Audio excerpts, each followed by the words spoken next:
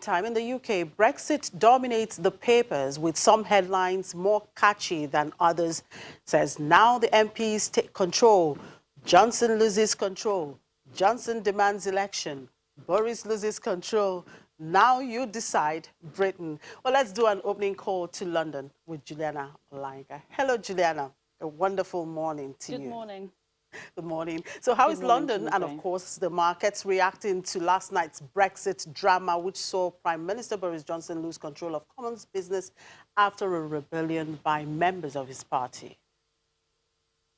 Well, the FTSE 100 is in positive territory this morning, and that's really because, of course, MPs are doing their best to stop a no-deal Brexit. That no-deal uncertainty is really what's given the traders some sort of heightened anxiety. Also this morning, sterling is doing pretty well, up 0.15% against the dollar, also up 0.15% against the euro. It seems as if, especially within the next couple of days, the markets are really going to be tailored around this political uncertainty. And of course, much later today, there's a lot more drama expected to go down in the House of Commons. There is as well that UK PMI service data that's expected around intraday. So when we check in with you later today, it'll be interesting to see if the markets have been moved by that. Construction and manufacturing services are going pretty bad at the moment. And if the service industry, which of course is the biggest contributor to the Britain's GDP, if that's bad or flat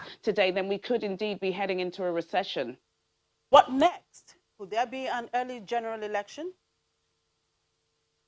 Well, of course, as you said, those headlines are blazoned around the newspapers in the UK today. And of course, Boris Johnson suffered a humiliating defeat, and he has essentially lost control of Brexit at the moment. If indeed he does go for a snap general election, it could be very risky. If he loses, he'll be the shortest serving prime minister this country has ever had. But we'll have to wait and see. There is a busy day in the House of Commons today. At 12 o'clock, we've got those PMQs. We've got the Chancellor of the Exchequer, Sajid Javid, giving his annual spending review later. The first vote on this no-deal legislation will take place around 5 o'clock. And if indeed Boris Johnson loses, which a lot of people are expecting, around 8:30 a snap general election could be called.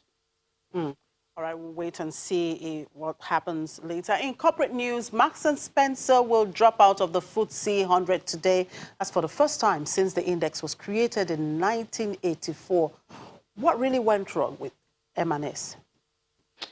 Well, it's a humbling defeat of the high street, I must say, after 35 years. One of the founding members of the FTSE 100. Yes, Marks & Spencer's has been regulated.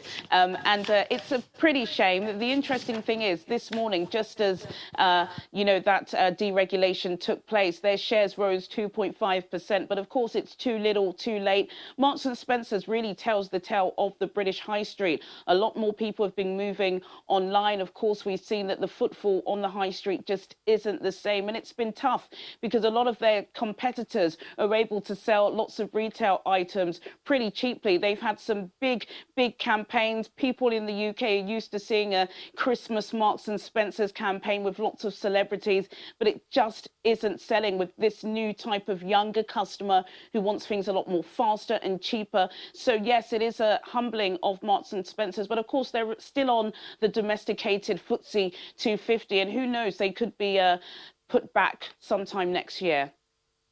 Sure, you have more update for us later in the day. Thank you, Juliana. Thank you, Chime.